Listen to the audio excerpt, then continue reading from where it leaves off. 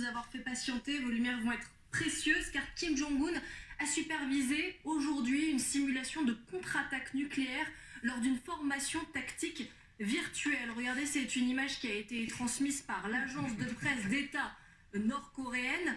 Selon elle, les projectiles étaient dotés d'ogives nucléaires simulées. Elles ont atteint leur cible.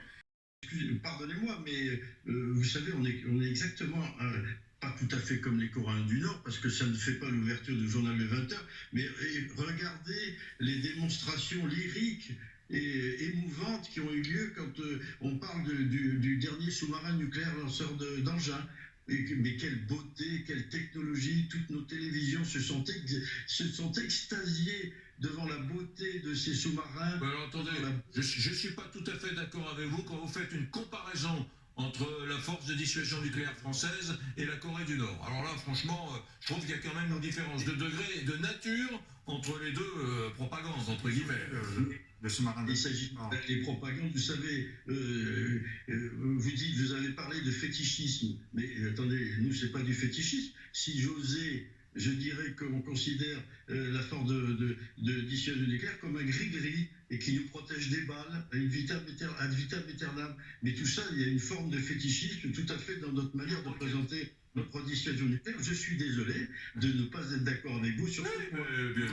Guillaume Roquette, quel est votre avis sur la question? C'est toujours intéressant de voir un général pacifiste, parce qu'effectivement, ça n'est pas la majorité de l'espèce, comme on dit dans les films de Dia.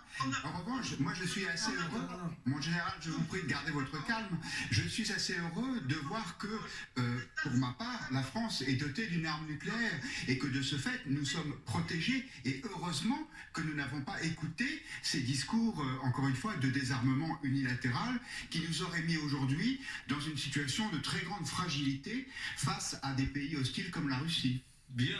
Merci beaucoup, merci mon général, merci les amis. Nous allons maintenant parler, le temps passe, de César. Il était en colère. Parce que, oui, peut-être qu'il a envie de répondre. Ah bon, alors attendez. Ah bon, le général pacifiste. Ah oui, il n'a pas aimé quand vous avez dit général pacifiste, mais si vous voulez répondre. Voilà, vous pouvez répondre alors mon général. Ah oui, mais monsieur Roquette n'arrête pas de dire des âneries. Je ne suis pas pacifiste. Je suis pour qu'on change notre politique de défense, qui n'est pas du tout pareil. Vous dites n'importe quoi. Vous ne savez pas de quoi vous parlez.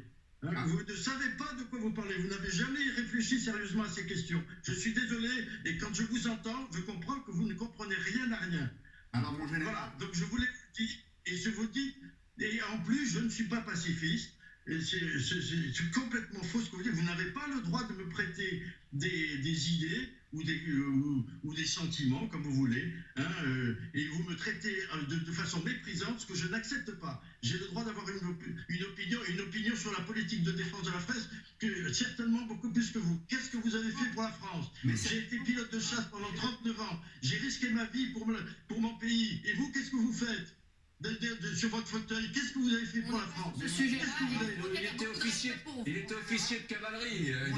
Capitaine de réserve que je suis voue un très grand respect à un officier général, et il se trouve que j'ai eu la chance de suivre l'enseignement de l'Institut des hautes études de défense nationale, que vous connaissez bien puisque vous l'avez dirigé. Alors peut-être que les auditeurs des l'IHEDN ne connaissent rien aux affaires de défense, mais dans ces cas-là, ça veut dire qu'il faudrait en réformer l'enseignement. Bon, en tout cas, cela dit, pacifiste, ça n'est pas un gros mot.